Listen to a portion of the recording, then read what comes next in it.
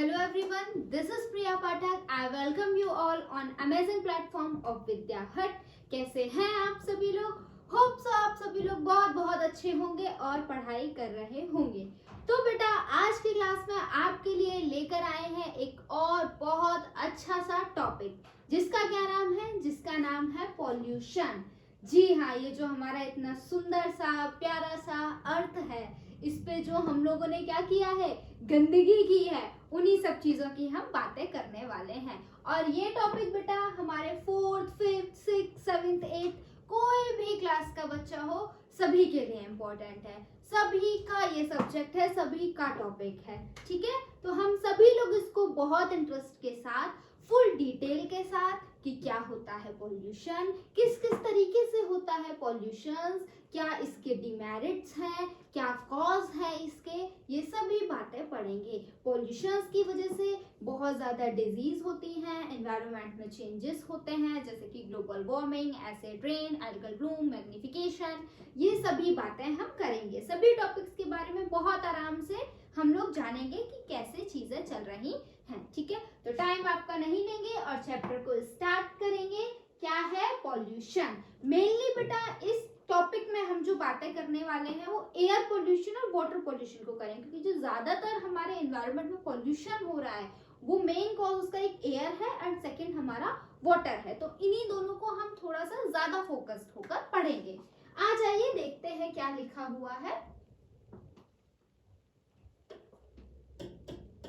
हाँ जी, air and water are the two most important natural resources. ये कह रहे हैं कि नेचुरल रिसोर्सेज की अगर बात करें तो हम एयर और वाटर दोनों ही बहुत ज्यादा इम्पोर्टेंट नेचुरल रिसोर्स हैं। मैम क्यों इम्पोर्टेंट नेचुरल रिसोर्सेज हैं? क्योंकि बेटा दोनों के बिना ही एक इंडिविजुअल की लाइफ तो पॉसिबल नहीं है, एक इंडिविजुअल का सर्वाइवल पॉसिबल नहीं है, इस अर्थ पर ह्यूमन बींग्स का एग्जिस्टेंस पॉसिबल नहीं है। हम अर्थ पर सर्वाइव कर पा रहे हैं तो उसका मेन रीजन ही एयर और वाटर है। तो ये दोनों ही क्या हो जाते हैं, ये दोनों ही बहुत ज्यादा इंपॉर्टेंट हमारे लिए हो जाते हैं। Both air and water are necessary for the survival of all living organism. ठीक है, सभी लिविंग ऑर्गेनिज्म के, मैंने ह्यूमन बीइंग बोला लेकिन अगर बेटा बात करें तो जितनी भी डाइवर्सिटी हमारे अर्थ पर है, जितने भी लिविंग ऑर्गेनिज्म है, सभी के सर्वाइवल के लिए एयर और वाटर दोनों का होना बहुत बहुत बहुत ज्यादा जरूरी है। But various human activities such as industrial growth, urbanisation, increasing population and modern technology have contaminated both air and water. बेटा आपने एक थॉट पढ़ा होगा जिसमें कहते हैं कि इस अर्थ पर अगर सबसे डेंजरस कोई एनिमल है तो वो है ह्यूमंस। जी हाँ बेटा, ये बात बिल्कुल सही है। ह्यूमन से ज्यादा डेंजरस इस अर्थ पर कोई भी एनिमल नहीं है, क्योंकि कोई भी एनिमल ऐसा नहीं है जिसकी वजह से हमें ये प्रेडिक्ट करना पड़े कि हमारा अर्थ खत्म हो सकता है, लेकिन हम ह्यूमंस कर सकते हैं। एक टाइम ऐसा था बेटा जब हमारा अर्थ बहुत क्लीन था, बहुत ज्यादा पॉल्यूशन फ्री था, किसी भी तरीके का पॉल्यूशन नहीं था। तब उस टाइम पर बेटा जी हमारी पॉपुलेशन भी कम थी। हुआ क्या, धीमे धीमे धीमे धीमे जैसे जैसे पॉपुलेशन बढ़ी वैसे वैसे ये चीजें बढ़ गई। मैम क्या बढ़ गया? जैसे ही हमारे लोग बढ़े अर्बनाइजेशन बढ़ गया, इंडस्ट्रियलाइजेशन बढ़ गया, और क्या हुआ, डिफोरेस्टेशन बहुत ज्यादा होने लगा, जिस वजह से क्या हुआ, धीमे धीमे ऑक्सीजन लेवल कम होता गया, लोगों के बढ़ने से इंडस्ट्रियल वेस्ट ज्यादा प्रोड्यूस होने लगा, वाटर ज्यादा कॉन्टामिनेट होने लगा, और धीमे धीमे धीमे हमारा अर्थ कैसा हो गया, बहुत ज्यादा पॉल्यूटेड हो गया। मतलब कि हमने अर्थ पर बिल्कुल तबाही मचा दी है। इसीलिए ह्यूमन को सबसे ज्यादा डेंजरस एनिमल बोला है, और हमारी गलतियों की वजह से जो और ऑर्गेनिज्म है जो इस अर्थ पर रह रहे हैं उनको क्या करना पड़ रहा है, उनको दिक्कतें आ रही हैं। क्यों आ रही हैं? क्योंकि बेटा किया तो हमने है ना, इंडस्ट्रीज हमने बनाई, व्हीकल्स का यूज हम कर रहे हैं, लेकिन प्रॉब्लम्स कहाँ आ रही हैं, सभी के पास आ रही है, क्योंकि जो उनसे स्मोक निकल रहा है, केमिकल सब्सटेंस निकल रहे हैं, वो सभी तक पहुंच रहे हैं। ठीक है, यही बातें यहाँ कह रहे हैं कि पहले कभी हमारा जो अर्थ था बहुत सही हुआ करता था जब पॉपुलेशन कम थी। पॉपुलेशन जैसे जैसे बढ़ती गई, इंडस्ट्रियल ग्रोथ हुआ, अर्बनाइजेशन हुआ, हमारा एयर और वाटर दोनों ही क्या हो गए, कॉन्टामिनेट हो गए, दोनों ही पॉल्यूट हो गए। This has led to serious health hazards and environmental problems like global warming, greenhouse effect and acid rain. अब ये जो हमने कॉन्टामिनेट तो कर दिया एयर और वाटर को, इससे हुआ क्या, इससे बहुत ज्यादा सीरियस प्रॉब्लम्स आई, जैसे कि ग्लोबल वार्मिंग, अभी आपको बताएंगे क्या होता है, green house effect, acid rain, ये सभी क्या कर सकती है, ये तीनों ही चीजें बेटा जो ये बैलेंस चल रहा है ना हमारे एनवायरमेंट हर चीज का, उन सबको डिस्टर्ब कर सकती है। वाटर साइकिल ले लो, फूड चेन ले लो, कोई भी कुछ भी उठा लो, उन सबको ये डिस्टर्ब कर सकती हैं। तो एनवायरनमेंट में डिस्टर्बेंस आ गया। So it is very essential that air and water are free from any harmful substance, जो कि एयर और वाटर के कॉन्टामिनेट होने की वजह से ये सभी चीजें हो रही हैं। इस वजह से ये हमारे लिए बहुत ज्यादा जरूरी हो जाता है कि हम हमारे एयर और वाटर को क्या रखें, बिल्कुल क्लीन रखें और कोई भी ऐसा सब्सटेंस उसमें ना आने दें जिससे क्या हो, हमारा एनवायरनमेंट कॉज हो और ये चीजें हमारी कॉन्टामिनेट हो।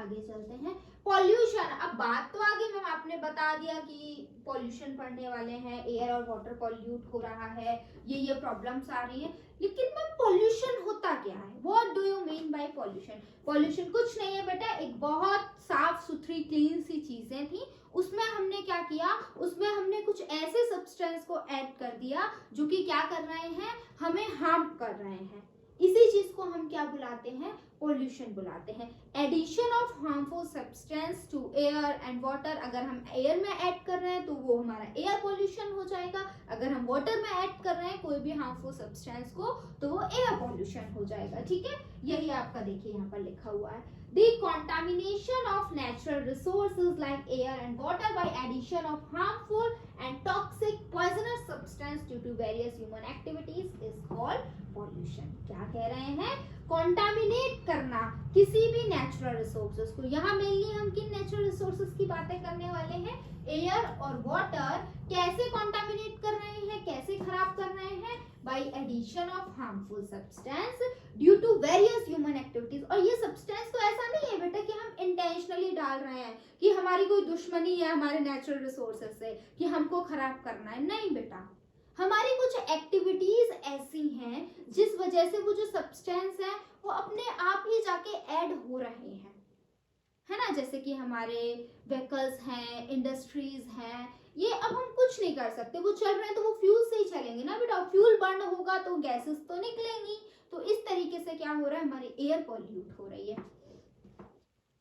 Pollution causes undesirable changes in the physical, chemical and biological characteristics of natural resources that adversely affect the both organism and living object। क्या कह रहे हैं, जो पॉल्यूशन है वो क्या करता है, वो बेटा जी फिजिकल, केमिकल और बायोलॉजिकल इन सभी चीजों में हमारे एनवायरनमेंट में चेंजेस ला देता है और जिससे सभी ऑर्गेनिज्म की लाइफ क्या हो जाती है, अफेक्ट हो जाती है। एयर पॉल्यूशन की बात करते हैं, the contamination of air with harmful unwanted substance like toxic gases, smoke and dust that have the harmful effects on both organism and non living object is called air pollution. आपको अभी भी बताया, जब हम एयर में किसी भी harmful या अनवांटेड सब्सटेंस को ऐड करते हैं और उस सब्सटेंस की वजह से हमें बहुत तरीके की प्रॉब्लम्स होती हैं, कई तरीके की डिजीज होती हैं, इसे ही हम क्या बुलाते हैं, एयर पॉल्यूशन बुलाते हैं। और वो सब्सटेंस जो क्या कर रहे हैं, पॉल्यूशन कॉज कर रहे हैं, हार्मफुल डिजीज कॉज कर रहे हैं, हमें प्रॉब्लम्स क्रिएट कर रहे हैं हमारे लिए, ऐसे सब्सटेंस को बुलाते हैं पॉल्यूटेंट्स। तो सिंपल लैंग्वेज में बोले तो पॉल्यूटेंट्स वो सब्सटेंस होते हैं जो पॉल्यूशंस को कॉज करते हैं, या फिर पॉल्यूटेंट्स वो सब्सटेंस होते हैं जो एक लिविंग ऑर्गेनिज्म को हार्म पहुंचाते हैं। ठीक है, the harmful and unwanted substance that contaminated the air is called air pollutants। ठीक है, वो हार्मफुल सब्सटेंस जो एयर को कंटामिनेट कर रहे हैं उन्हें हम एयर पॉल्यूटेंट्स बोलते हैं। बहुत छोटी छोटी सी बातें हैं। Majority of air pollutants are added to the atmosphere due to various human activities like burning of fossil fuel, automobile exhaust, industrial emission mainly from the steel industry, mining and power plants, ash particles. क्या कह रहे हैं, जो ज्यादातर air pollute होती है वो किस वजह से होती है, वो बेटा जी हमारी जो ह्यूमन एक्टिविटीज है, जैसे कि फॉसिल फ्यूल का बर्न होना,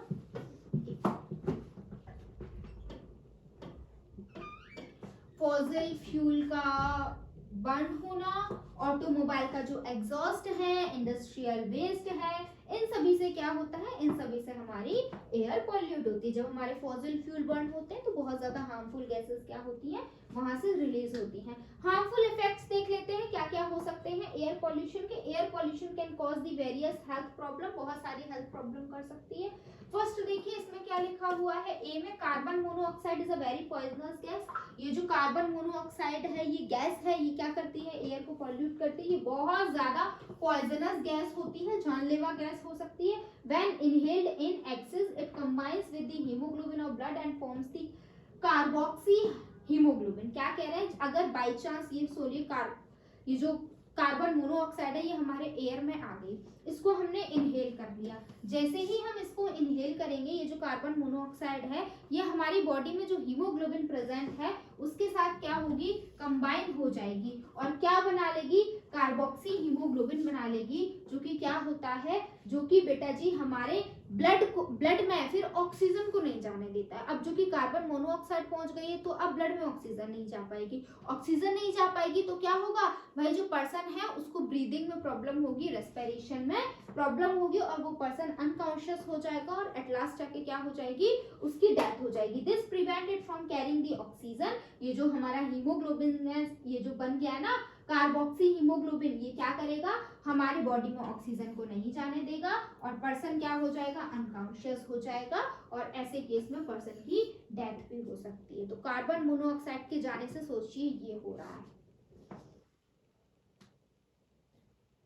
आइए आगे चलते हैं।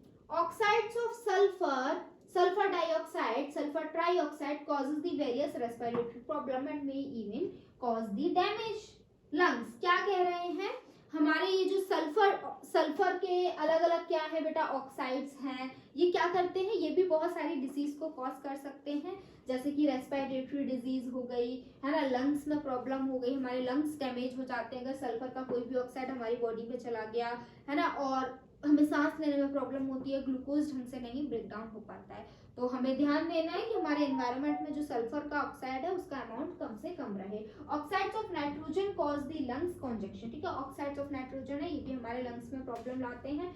Fumes coming out from the chemical industries cause the irritation in eyes, nose and throat. और बेटा जी वो फ्यूम्स जो इंडस्ट्रीज से निकलती हैं वो क्या करती हैं बेटा, उनकी वजह से हमारे आईज में इरिटेशन होती है, नोज में होती है, थ्रोट में होती है, जिस वजह से पर्सन को मतलब स्पीक वो ढंग से बोल नहीं पाते हैं, है ना, आईज में उनकी आंखों में इचिंग होने लगती है, जलन होती है बहुत ज्यादा, किस वजह से, ये जो इंडस्ट्रीज से फ्यूम निकल रही हैं उनकी वजह से। Particles of lead oxide present in automobile exhaust can cause the mental disorder and brain damage। बेटा जी जो ऑटोमोबाइल से एग्जॉस्ट निकलता है उनके पार्टिकल में लेड ऑक्साइड पाया जाता है और ये जो लेड ऑक्साइड के पार्टिकल्स है ना बेटा, ये एक पर्सन की मेंटल डिसऑर्डर तक को, मेंटल हेल्थ तक को क्या कर सकते हैं, डैमेज कर सकते हैं। तो सोच रहे हो बेटा ब्रेन डैमेज हो सकता है, किसकी वजह से, ये जो ऑटोमोबाइल से एग्जॉस्ट निकल रहा है उस एग्जॉस्ट में लेड ऑक्साइड पाया जाता है। इस लेड ऑक्साइड की वजह से जो हमारा ब्रेन है वो डैमेज हो सकता है और हमें बहुत ज्यादा मेंटल डिसऑर्डर्स हो सकते हैं। Particles of dust in air can cause the bronchitis. और बेटा जो डस्ट पार्टिकल्स होते हैं एयर में वो ब्रोंकाइटिस कर सकते हैं। Smoke that is form from the smoke and fog causes the breathing difficulties like asthma, cough and wheezing. और बेटा जी ये जो स्मोक है हमारी एयर में प्रेजेंट है, ये बहुत ज्यादा हमें दिक्कतें कर सकता है, जैसे कि अस्थमा एक डिजीज होती है, ब्रीदिंग प्रॉब्लम्स होती है, रेस्पिरेटरी प्रॉब्लम होती है, ये स्मोक की वजह से हो जाती है। स्मोक कहाँ से निकल रहा है, व्हीकल से निकल रहा है, इंडस्ट्रीज से निकल रहा है ना। तो ये डिजीज, ये कुछ प्रॉब्लम्स हैं जो एयर पॉल्यूशन की वजह से हमें हो रही हैं। Air pollution can cause acid rain. और एयर पॉल्यूशन की वजह से बेटा एसिड रेन भी हो सकती है। Burning of fossil fuel like coal, petrol and diesel produces carbon dioxide. कोई भी फॉसिल फ्यूल जब बर्न होगा तो क्या होगा बेटा, हमारी कार्बन डाइऑक्साइड प्रोड्यूस होगी, कार्बन मोनोऑक्साइड प्रोड्यूस होगी, सल्फर के ऑक्साइड्स प्रोड्यूस होंगे, नाइट्रोजन के ऑक्साइड प्रोड्यूस होंगे और कुछ अनबर्न्ड हाइड्रोकार्बन प्रोड्यूस होते हैं। कब, जब कोई भी फॉसिल फ्यूल हमारा बर्न होता है। Air pollution cause global warming, बेटा एयर पॉल्यूशन की वजह से ग्लोबल वार्मिंग भी हो सकती है। Carbon dioxide released by burning of a fuse is not poisonous gas but excessive use of fossil fuel increase the concentration of carbon dioxide into environment. बेटा ये जो कार्बन डाइऑक्साइड निकल रही है फॉसिल फ्यूल से, ये इतनी ज्यादा प्रॉब्लमेटिक नहीं होती है, लेकिन जब कहीं कॉन्सेंट्रेशन कार्बन डाइऑक्साइड का बढ़ जाता है तो ये प्रॉब्लमेटिक हो जाता है, क्योंकि ये क्या करती है, हीट को एक जगह पे ट्रैप कर लेती है। जिस जगह पे हीट ट्रैप होती रहती है वहां का टेम्परेचर बढ़ जाता है ना, तो इस वजह से हमें प्रॉब्लम्स होने लगती हैं। अदरवाइज ये इतनी ज्यादा हार्मफुल नहीं होती है। This lead to the greenhouse effect, और बेटा जी ये इसके वजह से, एयर पॉल्यूशन की वजह से ग्रीन हाउस इफेक्ट देखने के लिए मिलता है। ग्रीन हाउस इफेक्ट क्या होता है, इसमें जो बेटा बहुत सारी गैसेस होती हैं जो हमारे एनवायरनमेंट में प्रेजेंट है, वो क्या करती हैं, वो सन की हीट को ट्रैप कर लेती हैं, और सन की हीट ट्रैप हो जाती है तो जिस वजह से क्या होता है, जहां पे ट्रैप हो रही है उस एरिया का टेम्परेचर सडनली इंक्रीज हो जाता है, जिस वजह से वहां पर जो लाइफ रह रही है उसको बहुत ज्यादा प्रॉब्लम्स फेस करनी पड़ती हैं। इसी इफेक्ट को हम ग्रीन हाउस इफेक्ट बोलते हैं। अचानक से देखना, आप भी जहां बैठे हो अचानक से आपकी वेदर कंडीशंस चेंज हो जाए, आप अभी बहुत ज्यादा सर्दी है और विद इन 2 सेकंड्स बहुत ज्यादा गर्मी हो जाए, तो ये हमारी बॉडी के लिए प्रॉब्लमेटिक है। कुछ ऐसा सा ही यहाँ देखने के लिए मिलता है। ये क्यों हो रहा है, ये गैसेस की वजह से हो रहा है। जब एक एरिया में, पर्टिकुलर एरिया में गैसेस का कॉन्सेंट्रेशन बढ़ जाता है तो वो सन की हीट को ज्यादा ट्रैप करने लगती हैं, तो क्या होता है, वहां का टेम्परेचर अचानक से बढ़ जाता है। ठीक है, the phenomena whereby the earth's atmosphere traps the solar radiation because of presence of gases like carbon dioxide, nitrogen oxide, water vapors, methane and CFC, chlorofluorocarbon is called greenhouse effect। यही जो मैंने समझाया यहाँ लिखा हुआ है।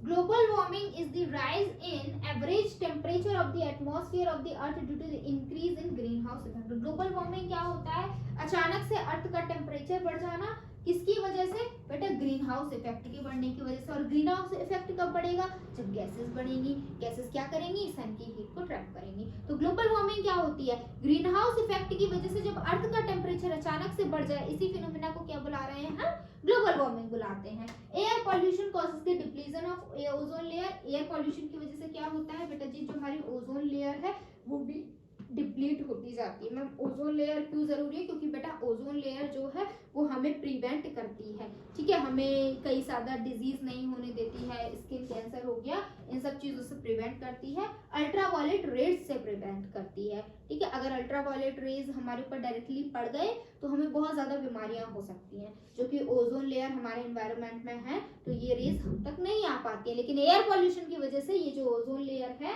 ये भी क्या होती जा रही है, धीमे धीमे डिप्लीट होती जा रही है। Ozone gas forms a layer in which stratosphere of the atmosphere. क्या कह रहे हैं, जो ओजोन गैस है उसने एटमॉस्फेयर की एक लेयर है स्ट्रेटोस्फीयर, उस पे क्या कर रखा है, एक लेयर बना रखी है। आपको पता है ना एटमॉस्फेयर की 5 लेयर होती हैं, उनमें से जो स्ट्रेटोस्फीयर वाली लेयर है ना, वहां पर हमारे ओजोन गैस की एक लेयर पाई जाती है। This ozone layer prevent the harmful ultraviolet radiation coming from the sun to enter our earth. और ये क्या कर रही है ओजोन लेयर, ये ओजोन लेयर हमें प्रिवेंट करती है अल्ट्रावायलेट रेडिएशन से, जो कि सन से आ रहे हैं हमारे अर्थ पर आ तो रहे हैं लेकिन हमें कुछ नहीं करते हैं क्योंकि ओजोन लेयर प्रेजेंट है। When chlorofluorocarbon used in refrigerator, air conditioners and aerosol spray are released into the air, they damage the ozone layer of the atmosphere। Ma'am कैसे हो रही है ओजोन लेयर डिप्लीट, बेटा ये जो क्लोरोफ्लोरोकार्बन CFC जो है ना, CFC गैस ये यूज होती है हमारे रेफ्रिजरेटर में, एयर कंडीशनर में। ये गैस जब रिलीज होती है, अब आपको पता है आजकल जनरली सभी के घर में एसी और रेफ्रिजरेटर देखने के लिए मिलेंगे, तो सोचिए कितने सारे रेफ्रिजरेटर, कितने सारे एसीज होंगे, जो इससे क्या हो रही है, CFC रिलीज हो रही है। इस CFC के रिलीज होने की वजह से क्या होता है, इस CFC के रिलीज होने की वजह से बेटा मेरा ये जो ओजोन लेयर है ये डिप्लीट होती जा रही है।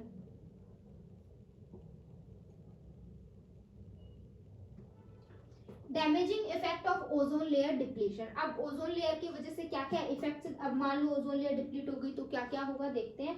Harmful ultraviolet radiations reaching the earth causes the various disease in human being. ये जो हार्मफुल अल्ट्रावायलेट रेज आ रही है डायरेक्टली अर्थ पर आ जाएंगी और बहुत सारी डिजीज कॉज कर देंगी, जैसे कि कैटरैक्ट एक डिजीज है जो आईज में हो जाती है, skin cancer, damage to eyesight even damage हो सकती है। Harmful ultraviolet radiation can bring about the changes in the gene structure leading to mutation. और बेटा ये जो हार्मफुल अल्ट्रावायलेट रेडिएशन है ना, ये इवन बेटा जी ऐसा नहीं है सिर्फ ऊपर से डिजीज कॉज कर रही है, ये जो हमारे बॉडी के अंदर जीन है इनको भी ऑल्टर कर देती हैं, इनको भी बदल देती हैं, जिस वजह से क्या हो जाता है, म्यूटेशन आ जाते हैं, चेंजेस अचानक से आ जाते हैं और कई तरीके के क्रोमोसोमल डिसऑर्डर या जेनेटिक डिसऑर्डर हमें हो सकते हैं।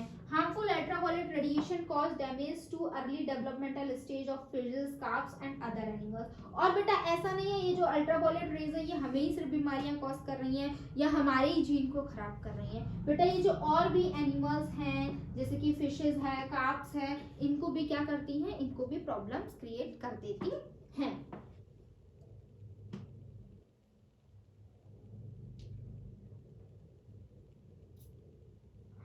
अब आ जाइए बेटा, इतनी सारी बातें हमने एयर पॉल्यूशन के बारे में कर ली, अब थोड़ा सा वाटर पॉल्यूशन के बारे में भी पढ़ लेते हैं। हमें वाटर पॉल्यूशन क्या होता है बेटा, जब हम हार्मफुल सब्सटेंस को वाटर में ऐड करें, इस तरीके के पॉल्यूशन को क्या बुलाते हैं, वाटर पॉल्यूशन बुलाते हैं। ठीक है, वाटर पॉल्यूशन के कॉज क्या हो सकते हैं, सबसे पहले तो है बेटा इंडस्ट्रियल सीवेज। ठीक है, industries of paper, textile, sugar mills, leather, paint produce the waste contain highly toxic substance. ठीक है, जैसे कि पेपर की इंडस्ट्रीज हो गई, टेक्सटाइल की इंडस्ट्रीज हो गई, शुगर मिल्स की हो गई, लेदर की हो गई। अगर इंडस्ट्रीज है तो इन सभी इंडस्ट्रीज से क्या प्रोड्यूस हो रहा होगा, वेस्ट प्रोड्यूस हो रहा होगा। और इस वेस्ट के अंदर क्या होंगे, इस वेस्ट के अंदर होंगे हाईली टॉक्सिक सब्सटेंस, जैसे कि लेड हो गए, मरकरी हो गए, आर्सेनिक हो गए, there compound. The discharge of untreated industrial sewage directly into the water bodies is one of the main cause of water pollution। और हमने क्या किया, ये जो इंडस्ट्रियल वेस्ट था इसको हमने डायरेक्टली वाटर बॉडी में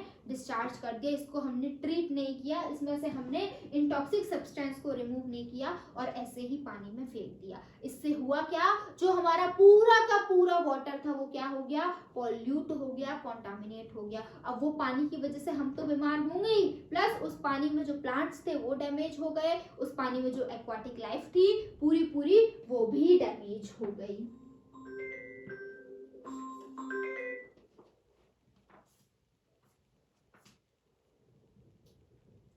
वाटर पॉल्यूशन अभी मैं आपको बता चुकी हूँ, the contamination of water with the harmful unwanted substance like domestic sewage, toxic industries waste like chemical, pesticide, fertiliser that can cause the harmful effects on both the organism and non-living objects are called water pollution। ठीक है, water में किसी भी तरीके का harmful substance या फिर unwanted substance add होना, जैसे कि डोमेस्टिक सीवेज हो गया, टॉक्सिक इंडस्ट्रियल मटेरियल हो गया, केमिकल्स हो गए, पेस्टिसाइड, फर्टिलाइजर जिसको फार्मर्स हमारे यूज करते हैं, जो कि क्या करें, हम हमें किसी भी लिविंग थिंग्स को या किसी भी नॉन लिविंग थिंग्स को हार्म क्रिएट करें। ठीक है, the harmful and unwanted substance that contaminated the water are called water pollution. और वो हार्मफुल सब्सटेंस या वो अनवांटेड सब्सटेंस जो वाटर को पॉल्यूट करें उन्हें हम क्या बुलाते हैं, वाटर पॉल्यूटेंट्स बुलाते हैं।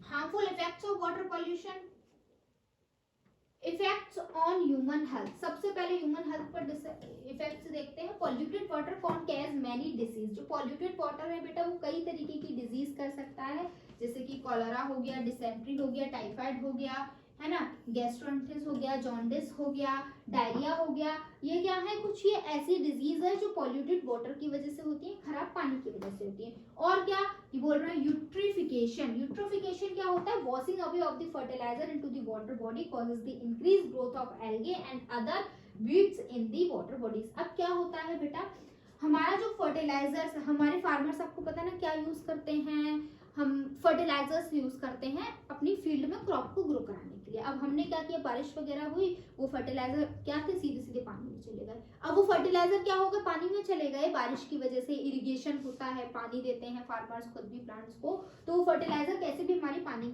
वाटर बॉडी में पहुंच गए। अब क्या हुआ, जैसे ही वाटर बॉडी में पहुंच गए इससे ये पहुंचते हैं, क्या होता है उस एरिया में जो एल्गे है वो ग्रो करने लगती है, क्योंकि इस फर्टिलाइजर में होंगे तो न्यूट्रिएंट्स ही ना बेटा, तो न्यूट्रिएंट्स की वजह से क्या होता है एल्गे वहां पर ग्रो करने लगती है और भी बहुत सारी वीडीसाइड अनवांटेड प्लांट वहां पर ग्रो कर जाते हैं। इसे क्या बुलाते हैं, इसे ही हम बुलाते हैं एल्गल ब्लूम। तो वाटर पॉल्यूशन की वजह से ये सारी, अब फर्टिलाइजर पानी में गया, वाटर पॉल्यूटी तो हुआ। फर्टिलाइजर एक केमिकल था जैसे फार्मर कहाँ यूज कर रहा था, क्रॉप को ग्रो कराने में यूज कर रहा था। अब ये केमिकल क्या हो गया, पानी में ऐड हो गया, जिस वजह से क्या हो गया, हमारा पानी खराब हो गया, क्योंकि पानी में क्या हो गई, एल्गे ग्रो कर गई। और क्या हुआ, और भी बहुत सारी अदर वीड्स वहां पर क्या हो गई बेटा, ग्रो कर गई। और एल्गे का इस तरीके से पानी में ग्रो करना, इसे ही हम क्या बुलाते हैं, एल्गल ब्लूम बुलाते हैं। क्या बुलाते हैं, एल्गल ब्लूम बुलाते हैं। Due to algal bloom the respiration carried out by the algae, a large amount of dissolved oxygen in water is consumed। अब तो चूंकि बेटा वहां पर पहले एल्गे नहीं थे, अब ये एल्गे क्या है, एक लिविंग ऑर्गेनिज्म है, अब ये वहां पर रहने लगी। तो अब बताइए जो पानी में ऑक्सीजन प्रेजेंट थी वो पूरी की पूरी ऑक्सीजन क्या होने लगा, ये एल्गे ही यूज करने लगी। Death of algae further reduces the amount of oxygen in the water। अब अगर वो एल्गे मर जाती है तो भी भाई वहां का पानी की ऑक्सीजन कम हो रही है, मतलब कि एल्गे है तो वो ऑक्सीजन ले ही रही है, एल्गे नहीं है तो भी वो ऑक्सीजन ले रही है। This is because micro organism use the oxygen for the decomposition of dead algae. अब मैं वो मर गई तो कैसे हमारी पानी की ऑक्सीजन जा रही है, क्योंकि बेटा इस जो वाटर है इसमें बहुत सारे माइक्रो ऑर्गेनिज्म होंगे। अब ये मर गई है तो वो इस पर एक्ट करेंगे, वो इस पर एक्ट करेंगे तो ऑक्सीजन को वो भी कंज्यूम करेंगे, तो और ऑक्सीजन पानी से गायब होगी। तो देखा किस तरीके से पानी की वजह से क्या हुआ, हमारे पानी में फर्टिलाइजर गया, फर्टिलाइजर की वजह से वहां पे एल्गे ग्रो करी, एल्गे ग्रो करी तो क्या हो गया, वहां की ऑक्सीजन कम होने लगी। और अगर अब वहां से एल्गे डेड हो जाती है, मर जाती है, तो भी वहां की ऑक्सीजन क्या हो जाएगी, यूज्ड अप हो जाएगी। ये सब हुआ क्यों, ये सब हुआ वाटर पॉल्यूशन की वजह से।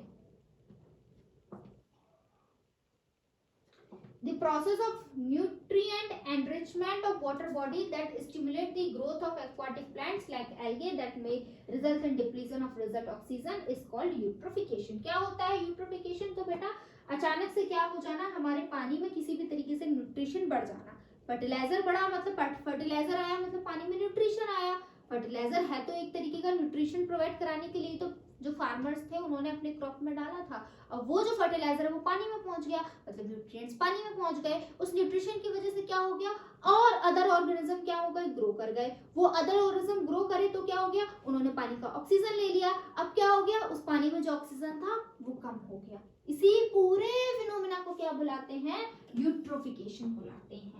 मतलब कि हमारे अचानक से न्यूट्रिएंट की एनरिचमेंट हो जाना, जिस वजह से हमारे पानी में और ऑर्गेनिज्म का ग्रो कर जाना, और उनके ग्रो करने पर डिसॉल्व ऑक्सीजन का कम हो जाना, इसे बुलाते हैं यूट्रोफिकेशन। ठीक है, अब आ जाइए biological magnification. Pesticides and insecticides like DDT and poisonous chemical substance that are used in the large quantities to kill the pest and protect the plants from disease। क्या कह रहे हैं, पेस्टिसाइड्स, इंसेक्टिसाइड्स, इनको हम क्या करते हैं, यूज करते हैं। क्यों करते हैं, ताकि हम हमारे जो प्लांट्स हैं उनको बचा सके। मतलब कि जो पेस्टिसाइड्स होते हैं ना बेटा, जनरली प्लांट पर लगाए जाते हैं ताकि प्लांट पर किसी भी तरीके का इंसेक्ट ना बैठे, कोई कीड़ा मकोड़ा ना बैठे जो प्लांट को खराब कर सके। इनको बचाने के लिए हम इन सब का यूज करते हैं। अब होता क्या है, excess of pesticide find their way to water bodies through the rain water। अब हमने लगाई तो ये प्लांट में थी ताकि प्लांट में कोई कीड़ा मकोड़ा ना लगे। अब बारिश होगी तो ये पेस्टिसाइड भी क्या हो जाएगी, भाई पानी में चली जाएगी। The pesticide enter the food chain at the producer level and get accumulated in the body of the organism in increasing the concentration along with the food chain। अब क्या होगा, ये पेस्टिसाइड जो कि पानी में चली गई, पानी में जाने के बाद क्या होगा, इस पेस्टिसाइड को अलग अलग तरीके के ऑर्गेनिज्म क्या कर लेंगे, इनटेक कर लेंगे। In aquatic food chain phytoplankton are consumed by the zooplankton which are further consumed by the small fish। अब क्या होगा, ये क्या आपको पता है ना कि एक फूड चेन की साइकिल बनती है कि छोटे को, एक छोटे ऑर्गेनिज्म को बड़ा ऑर्गेनिज्म खाता है, फिर उस बड़े को और बड़ा खाता है। तो यही कह रहे हैं, ये जो हमारा पेस्टिसाइड था इसको एक छोटा ऑर्गेनिज्म खाएगा, और उससे क्या होगा, उससे ये जूप्लैंक्टन पे जाएगा। जूप्लैंक्टन को कौन खा लेगा, स्मॉल फिशेस खा लेगा। मतलब कि खाया एक ने था, अब देखो ये क्या हो रहा है, धीमे धीमे सबकी बॉडी में पहुंच रहा है, क्या, pesticide. The small fish are consumed by large fish, फिर स्मॉल फिश को कौन खाएगा, लार्ज फिश खाएगी, मतलब कि अब ये लार्ज फिश में भी पहुंच गया। Which in turn are eaten by the fish eating birds, और इसको कौन खा लेगा, ये जो लार्ज फिश है इसको कोई बर्ड खा लेगी। At each level the concentration of pesticide increase, और जैसे जैसे क्या होगा, ये चीजें देखा, सबसे पहले खाया किसने था, एक किसी एक्वाटिक एनिमल ने खाया था, किसी एक्वाटिक प्लांट ने खाया था। धीमे धीमे धीमे धीमे क्या हुआ, ये सबकी बॉडी में पहुंच गया, और जैसे जैसे पहुंच रहा है सबकी बॉडी में इसका कॉन्सेंट्रेशन इंक्रीज होता जा रहा है। The increase in concentration of harmful chemical substance that pesticide in the body of organism at each trophic level of the food chain is called biological magnification. तो क्या होता है बायोलॉजिकल मैग्निफिकेशन? बायोलॉजिकल मैग्निफिकेशन एक वो process है जिसमें harmful substance का concentration हर organism में धीमे धीमे बढ़ता जाता है। क्यों बढ़ता जाता है? क्योंकि एक ऑर्गेनिज्म को दूसरा ऑर्गेनिज्म क्या कर रहा है, खा रहा है। Methods of prevention and control of water pollution, अब ये क्या बता रहे हैं, ये कुछ मेथड बता रहे हैं जिससे हम क्या कर सकते हैं, जिससे हम वाटर को प्रिवेंट कर सकते हैं और कंज्यूम कर सकते हैं, ठीक है, बचा सकते हैं ताकि वाटर पॉल्यूशन ना हो। वॉशिंग क्लॉथ्स, क्लीनिंग यूटेंसिल और taking both bath near a water body such as lakes, rivers and pond should be restricted. बेटा जैसे कि आपने देखा होगा कई लोग होते हैं जो लेक्स, रिवर्स, पॉन्ड्स, इनके सामने क्या करने लगते हैं, यूटेंसिल को क्लीन करने लगते हैं, क्लॉथ्स को वॉश करते हैं, बेथिंग करते हैं। ये सब हमें नहीं करना है। इससे क्या होता है, हमें थोड़ी सी पानी की जरूरत है लेकिन हम क्या कर रहे हैं, पूरे पानी को पॉल्यूट कर रहे हैं। तो हमें जितने पानी को लेना है उतना एक अलग सेपरेट किसी वेसल में ले लेना है और वही हमें क्लीन करना है। इससे क्या होगा, पूरा का पूरा पानी पॉल्यूट नहीं होगा। Excessive use of fertiliser and pesticide should be discouraged, ठीक है, हमें बहुत ज्यादा फर्टिलाइजर और पेस्टिसाइड्स का यूज नहीं करना है, क्योंकि आपने देखा ना फर्टिलाइजर बहुत ज्यादा यूज कर रहे हैं तो एल्गल ब्लूम हो रहा है, बायोलॉजिकल मैग्निफिकेशन हो रहा है, यूट्रोफिकेशन हो रहा है, तो ये सब हमें नहीं करना है। Domestic sewage should be treated at the sewage treatment plants and remove toxic substance before being released into the water body। और जो बेटा डोमेस्टिक सीवेज है उसको पहले हमें ट्रीट करना है, उसमें से हार्मफुल सब्सटेंस को रिमूव करना है, उसके बाद हमें क्या करना है, उसको किसी भी वाटर बॉडी में डंप करना है। Toxic industrial sewage should be treated chemically to remove the toxic substance before being released into the water body। और toxic industrial sewage है उसको भी हमें पहले ट्रीट करना है, उससे भी हार्मफुल सब्सटेंस को रिलीज करना है, उसके बाद जो सब्सटेंस है उनको हमें पानी में डायरेक्टली क्या कर देना है, रिलीज करना है। तो बेटा this is all about your pollution. हमने बहुत डिटेल में पढ़ा एयर पॉल्यूशन क्या होता है, वाटर पॉल्यूशन क्या होता है, सबके हमने कॉजेस देखे, सबका हमने देखा किससे क्या हो सकता है, क्या डिजीज कॉज करती हैं, क्या बीमारियां हो सकती हैं, क्या क्या प्रॉब्लम्स आ रहे हैं। होप सो आपको क्लास बहुत ज्यादा अच्छी लगी होगी और आपके लिए बेनिफिशियल होगी। तो अब हम मिलेंगे हमारी किसी और नई क्लास में जिसमें हम कोई और नया सा टॉपिक को पढ़ेंगे। थैंक यू फॉर वॉचिंग मी। जय हिंद।